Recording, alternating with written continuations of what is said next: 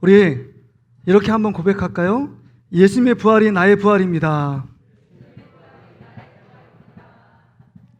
다시 한번 고백할 때 예수님의 부활로 삽시다. 할렐루야. 마쳐야 될 시간입니다.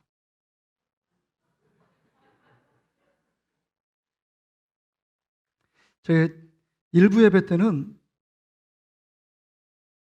이게 우리 찬양하고 그게 없는데 한 30분 설교하려다 참 힘들었어요.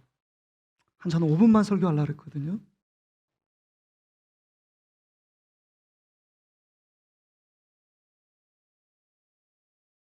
(1년에) 한 번 또 부활절이 돌아왔습니다. 부활절만 기억하는 게 부활절이 아니죠. 고난 주간만 고난받는 게 아닙니다. 예수님의 십자가의 죽으심과 부활하심은 매일의 일상의 삶 가운데 그 말씀을 붙들고 살아내는 것, 이게 신앙인 줄 믿습니다. 오늘 우리는 창세기 20장 1절, 2절 말씀을 저와 여러분이 같이 읽었습니다. 원래는 다 읽어야 돼요, 창세기 20장 말씀을. 그 말씀 속에 무엇이 나오냐면 아브라함의 실수가 나옵니다. 그럴 지형에서 하나님을 두려워하지 않기 때문에 자기 아내 사라를 빼앗길까 봐 속이는 장면. 그래서 그랄 왕 아비멜렉이 사라를 취해간다는 장면이 오늘 본문에 기록되어 있습니다. 그런데 여기 참 재밌는 것은요,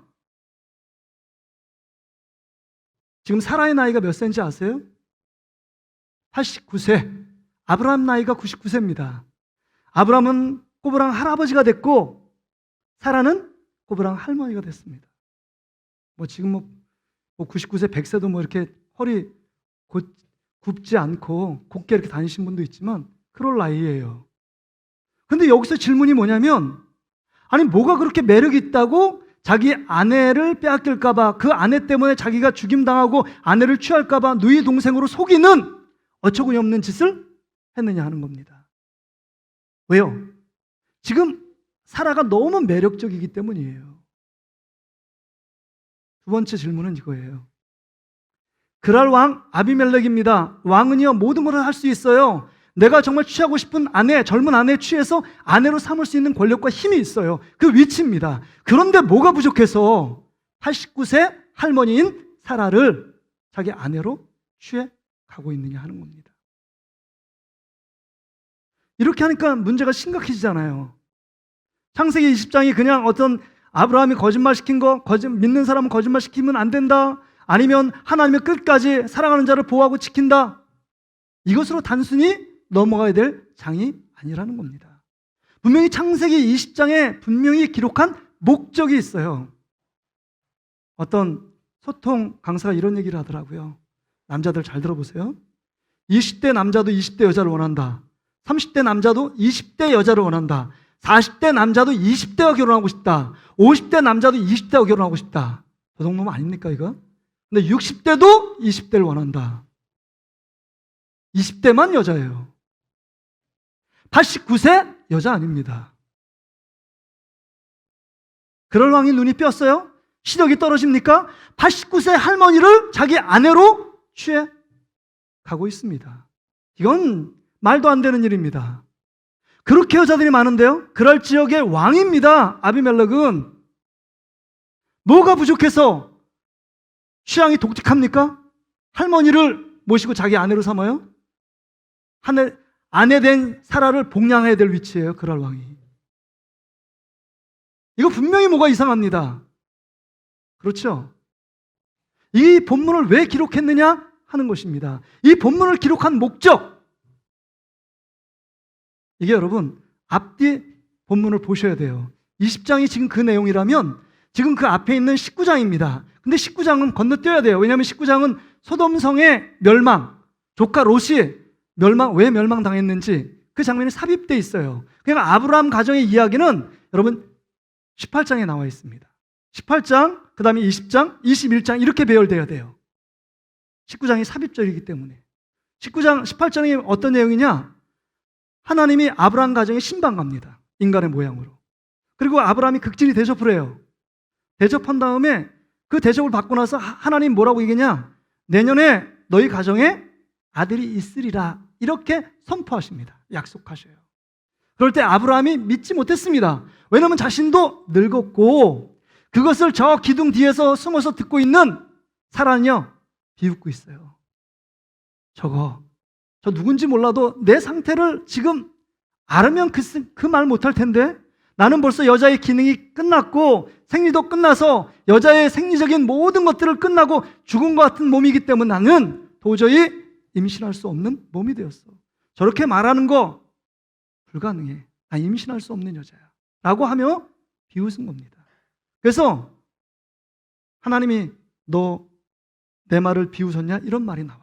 우리 창세기 18장 11절 12절 말씀 한번 볼까요?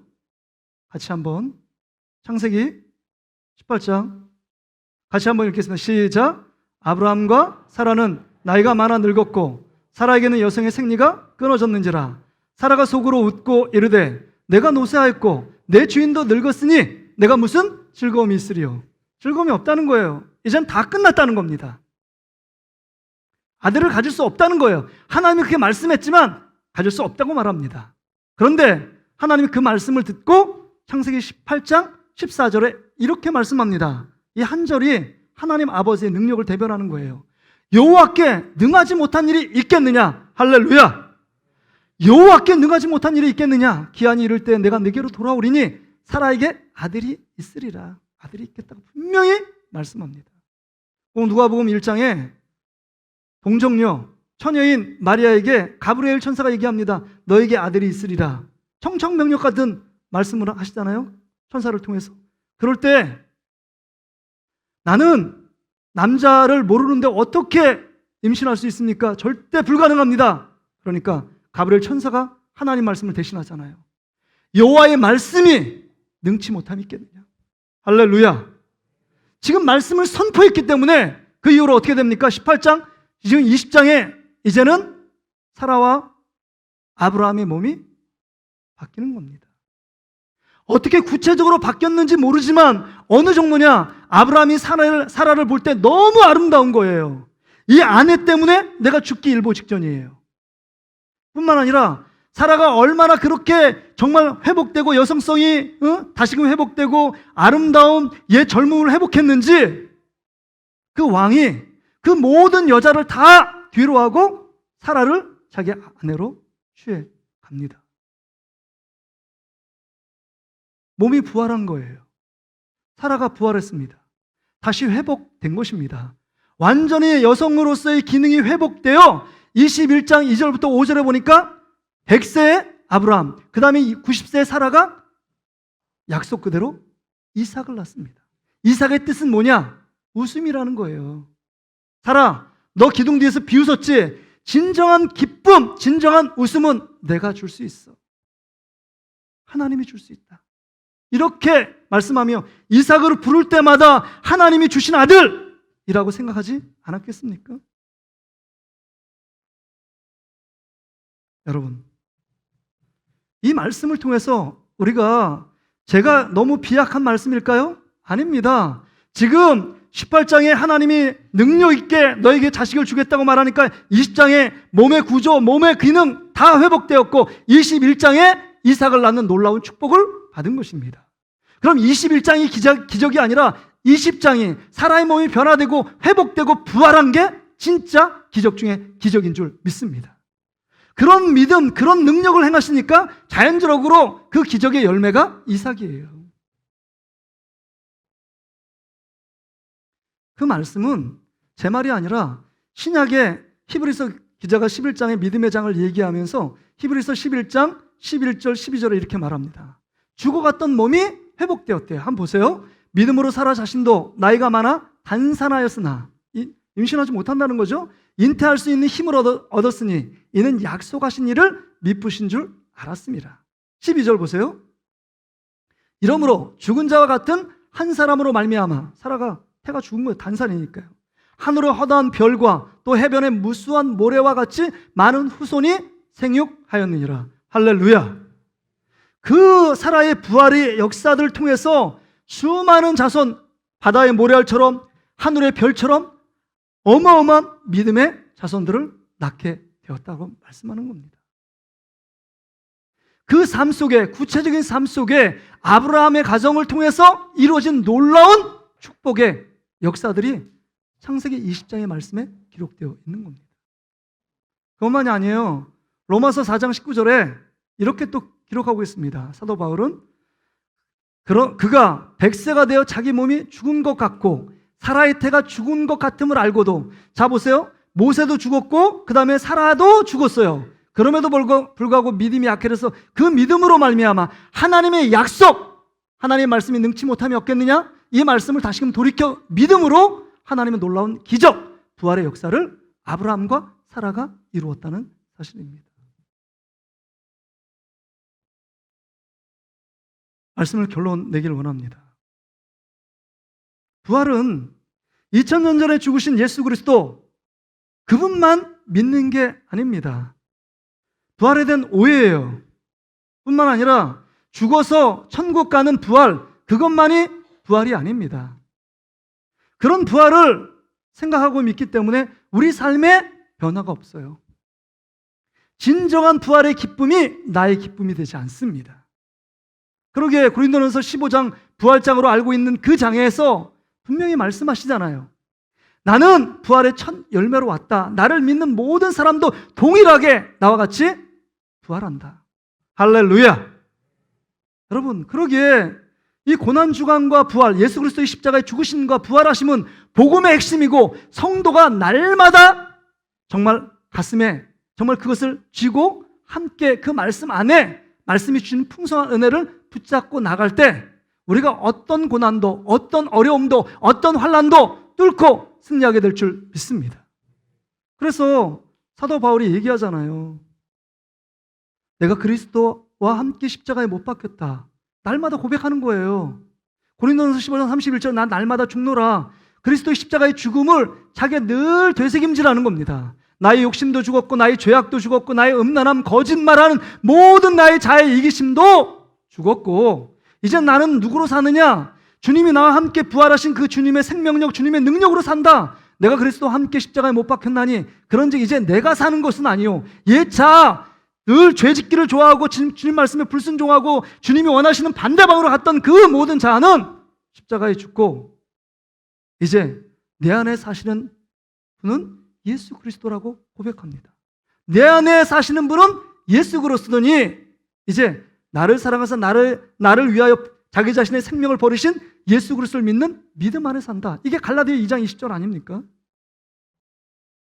이게 제 목회 좌우명의 말씀이에요. 제 목양실에 가면 우리 김종화 장로님이 제가 이거 갈라디아 2장 20절 좀 써주세요. 나는 예수 그리스도의 십자가 앞에 같이 죽고 내 안에 예수님의 부활하심을 믿고 그 부활하심이 우리와 함께 하시는 예수님께서 우리와 함께 거하시고 그 거하시는 주님의 손잡고 이 땅, 이 험난하고 이 각박하고 이 괴로운 세상을 함께 이길 수 있는 힘은 내 안에 있는 게 아니라 어떤 빽 있고 권력 있는 사람을 의지하는 것이 아니라 부활의 예수님 손잡고 나가면 우리 삶에 진정한 만족과 진정한 기쁨과 진정한 자유를 누리게 될 줄 믿습니다. 이게 부활이에요. 부활. 근데 우리는요, 부활의 주님을 잃어버립니다. 부활의 주님은 예수님이 십자가에 죽고 예수님과 그냥 혼자 부활한 거, 그것과 나와 상관이 없습니다. 그러니까 매일의 일상의 삶 가운데 부활의 예수님이 나와 상관이 없어요. 연결고리가 없는 겁니다. 그냥 늘 내가 말하고 싶은 대로 말하고 내가 행동하고 싶은 대로 말하고 저 사람 미우면 욕하고 이런 게 우리 일상이에요. 이게. 근데 부활의 주님이 오늘 새벽에도 말씀했죠. 3번씩이나 제자들에게 나타나서 지금 내가 부활했다는 것을 선포하셨어요. 왜 그랬을까요? 인간의 모든 문제는 네 힘으로 해결할 수 없어. 하나님이 해결자고 모든 인생의 답은 내 안에 있어. 그러기에 너는 다른 거 집중하지 말고 다른 거 바라보지 말고 나만 바라봐. 부활하신 예수 그리스도, 살아있을 때도 예수 그리스도, 죽었을 때도 예수 그리스도, 네 생명 끝까지 내가 책임진다. 이렇게 말씀하시는 거 아닙니까? 그러게 여러분, 영생의 축복, 예수 그리스도를 믿으며 영생한다. 이 영생은 죽어서 천국 가는 영생만이 아닙니다. 오늘 부활의 주님이 나와 함께 거하시고 나와 함께 이 자리에 예배를 받으시는데 그 주님을 믿고 그 주님을 의식하며 살아가는 그곳이 영생의 곳이에요. 지금도 우리의 왕으로 오신 예수님이 옆에 계세요. 부활의 주님이 옆에 계십니다. 나를 지키고 보호하세요. 뿐만 아니라 죽어서도 그때 하나님 예수님 그분만이 우리의 왕이세요. 그러니까 하나님 나라에서도 그분이 통치하시고 왕이시고 이 땅 가운데도 그분이 우리와 함께 계시고 왕이시고 주인이시라면 오늘 우리가 여기에 사는 곳이 영생의 축복을 맛보고 있는 것입니다. 할렐루야. 그렇다면 여러분 가슴을 좀 피세요. 쫄지 마세요. 당당하세요. 지금 아브라함과 사라, 100세의 아브라함과 90세의 그 사라에게 그 놀라운 일상의 기적을 통하여 어마어마한 하나님의 살아계심을 보여주고 증거해 주셨던 것처럼 우리도 우리 앞에 놓인 작은 어려움 앞에 포기하지 마세요. 다시금 도전하세요. 부활의 주님이 사망 권세를 뚫고 어둠의 권세를 이기고 부활 생명으로 우리 가운데 오셨는데 무엇이 두렵습니까? 무엇이 여러분의 마음을 낙심시킵니까? 무엇이 여러분을 절망가운 구렁텅이에 몰아넣어 나는 할 수 없어, 이래서 안 되고 저래서 안 된다는 인간의 한계 속에 이 굴레 앞에 잡혀있는 우리의 모습. 부활의 주님이 여러분과 함께 계시는 줄 믿습니다. 이젠 도전하십시오. 이젠 시작하십시오. 이젠 출발하는 겁니다. 믿음의 길을 출발하는 겁니다.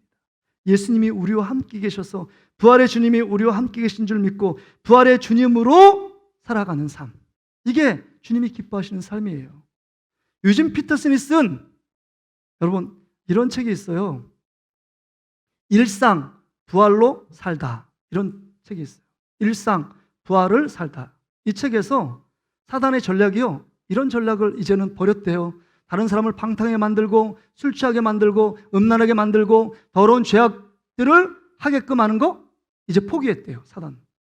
왜냐하면 그걸 그렇게 했더니 어느 순간 그리스도인들이 그 죄악들을 자꾸 짓다가 갑작스럽게 하나님 말씀이 들려서 회개하며 눈물을 흘리면서 내가 주님 잘못했습니다, 내 모든 죄입니다. 그리고 주님을 붙들더라는 거예요. 아, 이거 안 되겠구나. 그 다음에 이렇게 넣었어요, 생각을. 너희들 예수님과 함께, 부활의 예수님과 함께 동행하며 사는 것은 몇몇 사람의 예수 잘 믿는 목사님이나 선교사님이나 교육자의 몫이지 너의 몫은 아니야. 너는 평신도야. 병신도 말고요, 평신도. 평신도야 너희들. 그러니까 너 그렇게 예수 믿는 부활의 예수님과 함께 동행하며 살 필요 없어. 너희들이 영적인 전문가야. 영적인 전문가는 담임 목사나 몇 명의 교육자들만이 할 수 있는 일이야. 이런 마음을 탁 드니까요, 적당히 봉사하고 적당히 예배하는데 이런 마음 딱 들어가니까 구체적으로 죄를 짓게 할 전략을 포기했대요. 왜냐하면 이 마음을 딱 드니까 주일날 예배는 드리지만 부활의 주님과 함께 생명력 있는 연합의 관계 속에서 날마다 일상 속에 부활의 믿음으로 살지 못하더라. 교회는 다니지만 생명력 없는 신앙생활, 매너리즘에 빠진 신앙생활, 습관적인 신앙생활, 종교인으로 전락한 그리스도인들을 양산이 되더라라는 겁니다. 부활이 전혀 관계없는 삶이에요. 부활이 나의 부활이 되지 못하는 삶. 그러니까 작은 갈등 앞에서, 작은 어려움 앞에서도 거꾸로 하십니다. 부활의 주님이 나의 것이 안 돼요. 예수님 말씀 믿으면 그 말씀 속에 생명이 있어 살아 역사하지만 그 말씀이 내 것이 되지 않습니다.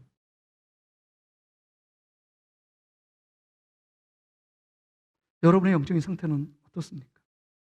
진짜 부활의 주님이 나의 손잡고 나와 함께 계시고 나의 아픔을 아시고 나의 고통을 아시고 나의 상처를 아실까요? 그 임재, 우리와 함께 하신다는 그 믿음이 없을 때 우리는 내 힘으로 막 사는 겁니다. 옆에 형제 자매가 너무 소중한 걸 못 느껴요. 교회의 소중함을 못 느낍니다. 주님 전에 앞에 이 부활절 예배를 드리고 있는 이 예배 자체가 소중함을 못 느껴요.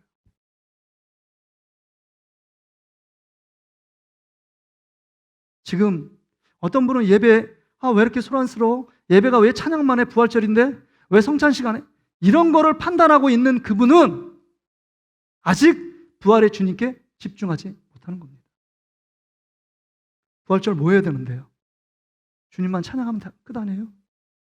예수님 부활 축하하며 예수님께 올려드린 거 뿐만 아니라 주님께 올려드리지만 그 부활이 나의 부활 아닙니까? 왜 예수님이 십자가에 지셨어요? 우리를 구원하기 위해서요. 왜 부활하셨어요? 우리의 모든 죄를 사하고 이젠 부활의 생명력 있게 부활의 능력과 기적을 너희들이 맛보라고 예수님이 첫 열매로 우리 가운데 부활의 주님이 오신 것 아닙니까? 그렇다면 예수를 믿는다고 말하면 부활도 믿어야 되는 것 아닙니까? 여전히 예수님이 무덤가에 있고 부활하진 않았어요. 여전히 힘이 없습니다. 예수님 언제 부활했어요? 여러분 삶에 부활의 열매가 있습니까? 부활의 흔적이 있습니까? 부활의 삶의 행동이 여러분 가운데 있느냐 하는 것입니다.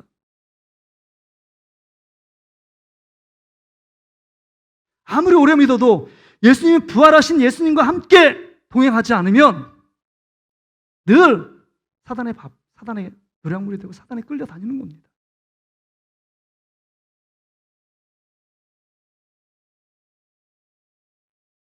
에릭 버트워스라는 한 사람이 글을 썼어요. 그 글에서 참 충격의 그 글이 실렸어요.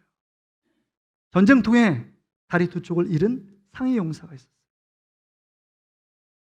삶에 소망이 없어요. 천장만 바라보고 이제 난 죽을 거야. 난 죽고 싶다. 이런 생각밖에 없는 거예요. 쉽게 생각이 되잖아요. 멀쩡하던 그 젊은 그 남자가 다리 두 쪽을 잃었어요. 하루아침에. 그래서 모든 치료, 그 다음에 재활, 치료를 다 거부해버립니다. 근데 옆에 환자복을 입고 온 어떤 환자가 딱 오더니 하모니카를 이 옆에 있는 다리 두 쪽 다쳐가지고 시름과 절망 가운데 있는 그 사람과 아랑곳 하지 않고 밝은 하모니카를 막 부르는 겁니다. 그리고 한번 보더니 가요. 그 다음날도 밝은 하모니카를 막 부릅니다. 이 하모니카를 부르는 이 환자가 지금 다리가 절단되고 절망과 낙심에 빠져 있는 이 환자에게 물어봅니다. 내가 너무 시끄럽게 한 거 아니냐고. 그러니까 이 상해 용사가 하는 말이 시끄럽진 않다고. 나 상관하지 말고 그냥 듣기 좋았다고. 듣기 좋았다는 말에 조금 용기를 내더니 이 다른 하모니카 든 환자가 그 밝고 경쾌하게 하모니카를 치면서 탭댄스를 막 치는 거예요. 아니 지금 절망 중에서 지금 죽고 싶다고 말하는 그 앞에 뭐가 그렇게 기쁜지 밝은 하모니카 안에 자기가 탭댄스를 막 구두로 막 치는 거예요. 이 사람이 열받았습니다. 이제 그만하세요. 당신과 같이 이렇게 건강해서 그 정도 된다면 나도 희망이 생기고 소망의 노래를 할 수 있을 것 같아요. 당신이 내가 돼보지 않았기 때문에 옆에서 그렇게 기쁨으로 춤을 춥니까? 빠졌어요. 나는 죽은 자와 같습니다. 살아 호흡하지만 죽은 자와 같아요. 이렇게 얘기했습니다. 근데 그 옆에 있는 환자가 이렇게 얘기하는 거예요. 하모니카도 환자가 진짜 죽었습니까? 당신은 죽은 거 똑같습니까? 근데 예수님이 2000년 전에 예수님이 십자가에 죽으셨고 당신보다 더 비참하게 죽음을 맞이했고 3일 만에 부활하셨다고. 그러니까 옆에 있는 그 상해 용사가 얘기하는 겁니다. 아니 2000년에 죽은 예수님 얘기하지도 마세요. 예수님 그 부활했지만 오늘날 그 고통 속에 부활한 걸 내가 보면 내가 믿겠습니다. 2000년 전에 예수님 말고 오늘 그렇게 부활의 삶을 살아가는 사람 내가 보면 나 같은 고통과 가운데서 힘들어하는데 그래도 소망의 노래를 부를 수 있는 그 사람, 나 그 사람 보고 싶습니다. 그래요. 그리고 환자복을 밑에서 위로 확 올리는 겁니다. 이 하모니카 부는 환자가. 알고 보니까 똑같이 다리를 절단돼서 의족을 끼고 탭댄스를 친 겁니다. 눈물을 왈칵 쏟는 거예요. 나도 똑같다고. 나도 죽고 싶었다고. 그러나 절망의 구렁텅이에서 부활의 예수님을 믿고 그 부활하심이 나를 위한 부활하심이고 나를 살린 예수님의 부활하심인 것을 내가 믿으니까 내가 절망 속에서 이렇게 밝은 하모니카를 불고 기쁨으로 춤을 출 수 있게 됐다고. 우리의 삶은 어떻습니까? 그 환경보다 더 너무 좋잖아요. 그런데 늘 원망과 불평이 있습니다. 늘 불행하다고 생각합니다. 행복하지 않다라고 말을 합니다. 그러나 행복은 그 절망의 구렁텅이에서 부활의 주님을 만났느냐, 부활의 주님을 경험하고 있느냐, 부활의 주님과 동행하고 있느냐, 그렇지 않으면 진짜 불행한 것입니다. 오늘 이 말씀을 여러분에게 드리고 싶습니다. 부활의 주님이 여러분과 함께 계시는 것을 믿는 여러분 되시기를 주의 이름으로 축복합니다. 주님이 여러분의 아픔을 아십니다. 여러분의 고통을 아십니다. 애쓰며 수고하는 여러분의 눈물, 땀방울을 알고 계십니다. 주님께서, 부활의 주님께서 여러분의 손을 잡아 다시금 격려하고 위로하고 힘을 내라고 말씀하고 있습니다. 이제 코로나19 점점 막을 내리는 이때 다시 한번 여러분의 신앙이 부활하여 다시금 일어날 수 있기를 주의 이름으로 축복합니다. 게을렀던 우리의 모습들, 나태한 우리의 모습들, 정말 건강상의 여러 가지 이유 때문에 반신반의하며 힘들었던 여러분의 모습, 다시금 부활의 예수님 손 붙들고 다시 한번 일어나 외치시길 바랍니다. 예수님의 부활이 나의 부활이라고, 예수님의 부활의 능력이 나의 능력이라고, 내가 바라보고 내가 의지할 분은 예수 그리스도 한 분밖에 없다고, 그 주님 손잡고 나가겠다고, 이런 고백이 저와 여러분 고백되시기를 주의 이름으로 축복합니다. 우리 같이 한번 반주에 맞춰서